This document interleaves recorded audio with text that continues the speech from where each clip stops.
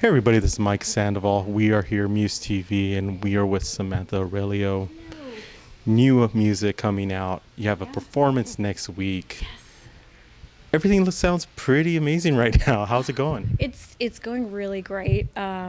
We've been kind of in the works with this for like a year and a half, so it's really exciting to finally get it out into the people's hands so they can all listen to it and experience it.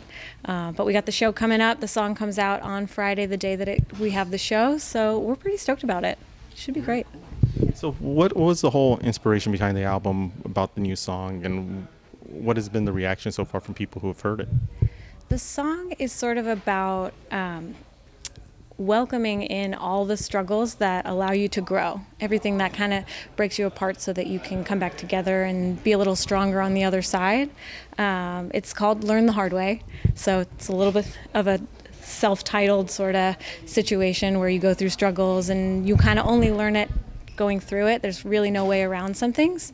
And people have really resonated with it. It's fun to see it sort of live in other people's stories as we give it to some people, but not too many people have heard it yet. So I'm excited to see how everyone reacts to it next week. I was looking forward to hearing it, but Alex sent me, yes, Alex, it's you, sent me a Spotify link that didn't play the whole thing. So I was like, oh, okay. So I may I heard a have little. a hookup for you to get a first listen there. Well, if that's the case, I will definitely take it. I'm not going to say no.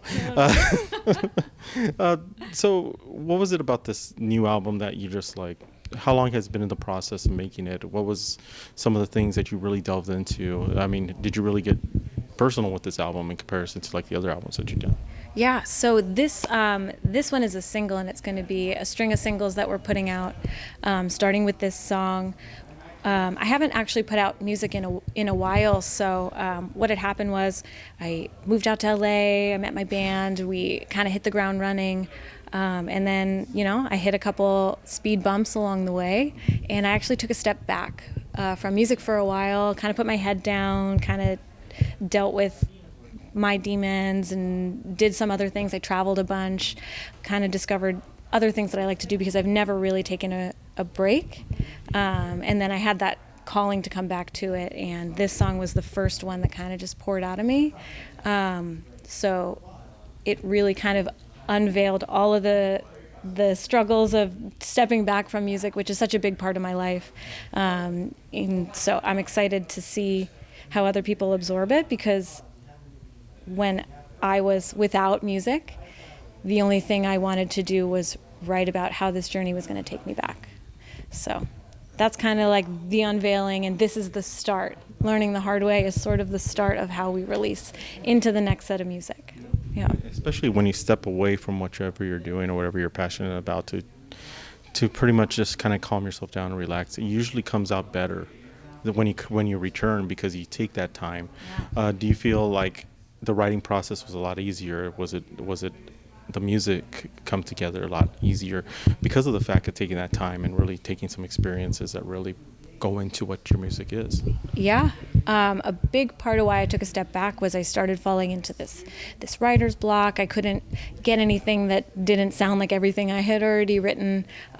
So taking that step back, this song actually, I'm very slow with writing. I take a lot of time with it. I play piano. I sit at the piano and I write the music and the lyrics. And this song just flew right out of me. And so it was really inspiring to see how that time kind of allowed me to open up to this new wave of creation. And this is a completely separate style. This is a new sort of take on my flavor of music. I was introduced to an incredible producer, Greg Cortez, and he's helped me sort of mold my sound into what I feel like is the start of something new. So, yeah. Very cool. And I know you've been practicing for the show for next Friday. What has it been like getting the band together and just playing these songs live and hearing them after doing all the recording sessions? There's nothing like it. I'm a performer first, so the studio is actually a very big learning curve for me, but being out there with the live music and everybody reacting to each other is is what creates the magic. And I've been with these guys for about 5 years now. So coming back to the sessions and playing with them is like being back with your family. They're all incredible artists, and I'm so excited to take the stage with them. And we've run around the same group of people over the years, from Zona Rosa to other places that we've gone about. But it's like, what is it about LA for you that has really changed? Because you moving here now from Jersey and taking LA as your home, what inspiration have you taken out of just the LA setting? You know, everyone here is a dream catcher, and it's really inspiring to see people take the charge in their own lives and in their own dreams, and they move here to make what they think up in their head like something tangible and real, and to give it to other people and to show it to the world. And I just love the energy here. There's something electric about LA, and the weather is also awesome. But when it comes to the magnetic energy here, I don't know. I'm from Jersey, and I love New Jersey, and there's something there. And, you know, close to New York. I lived in Philly for 4 years. But when I moved here, something just changed. Everybody was willing to take your hand. I also fell into some pretty good circles of people who were willing to help me along the way. So there's something to be said about the people that I've attracted in my life, and their energy to help all of it grow. Exactly. And you've done some amazing things. I've seen your music. I've seen you perform live in Pasadena and elsewhere, most because of Alex. Yes. And Alex brings me along wherever he usually tells me where the up and coming artists or artists that we haven't heard of. He gives us a little note on what's out there. And you were definitely one of the artists that I remember hearing your music, and when this came up, I was like, we have to talk to you again and help you get some people out to the show. Tell us a little bit about the show next week. Where's it going to be? How they could get tickets to come see you? Yeah, well, there's a couple ways. We're playing the show at the Study in Hollywood, which is on the boulevard on like Cahuenga and Hollywood. The show's going to be at 8:30 p.m. and it's a 21 and up show, which is important to note. Tickets are going to be $15 at the door. You can also buy them online, but I believe there's a $2.50 surcharge. So the cheapest way to buy them is to find me on Instagram and send me a DM. You can Venmo me $10 and then your name goes on a list. So it's $10, no fee, whatever. You just walk up and you're like, hi, I'm so-and-so. You'll be on the list. Walk on in and have a great time. Well, I thought you were going to say you're going to be on the corner selling tickets before the show. $10. Lying if I said that I've never done that.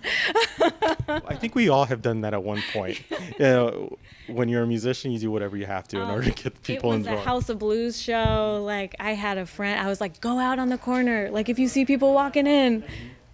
I've done some things. I mean, we've seen some things. We've helped our friends try and get people into the show, so I know exactly what you're talking about. Yeah. What's next? I mean, when does the album or the EP or the group of singles that when are we looking at a full release? Probably sometime next year. We'll have another single before the year closes out, and then more to come in 2020. But it will probably be late 2020 before we have a full sort of compilation. But things will definitely, as soon as this one comes out, then don't worry about us. We'll still be here. We'll be dropping singles left and right. Yeah. And we still got another show coming up anytime soon, or? I'm playing a show up in SLO the Sunday after, so that'll be September 1st. And then I'm in the process of finishing booking and announcing a fall tour somewhere between LA and New Jersey. Somewhere between there. So, it's going to be somewhere in the middle of the country. Somewhere in the middle of the country. Thank you, Samantha. We really appreciate it. You coming into the office and talking to us. Don't forget, her show is next Friday at the Study in Hollywood. Get your tickets. I would say DM her. It'll be a lot easier. Yeah, it's cheaper. Exactly. You don't have to pay surcharges that go to a corporate entity that they throw the money away. Yeah. And you don't get it to the artist. So we want to make sure we get the money to the artist so you can create more stuff. So, yeah. Hey, thank you so much for having me. Yeah. we will see you soon here on Muse TV. Thank you for watching Muse. If you like what you saw, make sure to subscribe to our channel and click on all the other videos you see to watch more of our content.